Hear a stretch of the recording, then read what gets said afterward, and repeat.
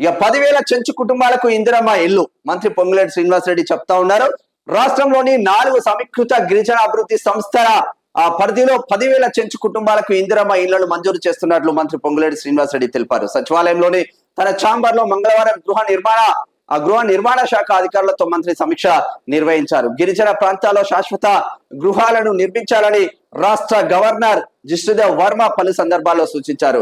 ముఖ్యమంత్రి రేవంత్ రెడ్డి కూడా గిరిజనులకు ఇళ్ల మంజూరుపై పలు సూచనలు చేశారు. వారి సూచనలు సలహాల మేరకు ఆదిమ గిరిజన తెగలోని అతి బలహీన వర్గాలైన చెంచులకు ఇందిరమ్మ ఇళ్లను మంజూరు చేస్తున్నాం. ఉట్నూరు ఐచిటిఏ పరిధిలోని ఆసిఫాబాద్ లో 3,551, బోధ్ లో 695, ఖానాపూర్ లో 1,802, సిర్పూర్ లో 311, ఆదిలాబాద్ లో 1,430, బెల్లంపల్లిలో 326 ఇళ్లను ఇస్తున్నాం.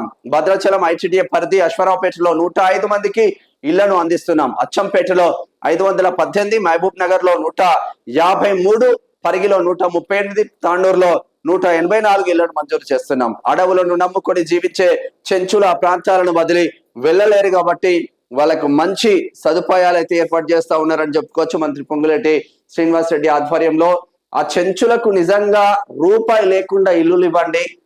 మళ్ళా చెంచులు దాంట్లో ఎవడైతే పైసలు ఇస్తాడో కాంగ్రెస్ పార్టీ కిందున్న క్యాడర్ కు వాళ్ళకే ఇల్లులు కేటాయించే మార్గాలు అయితే చేయకండి. దయచేసి వీటిపైన ఫోకస్ పెట్టండి మంత్రి గారు.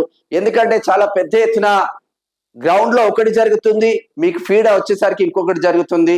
మీరు మంచిగా చేస్తామని చెప్తా ఉన్నారు, కానీ గ్రౌండ్ లో జరిగేది ఒకటి.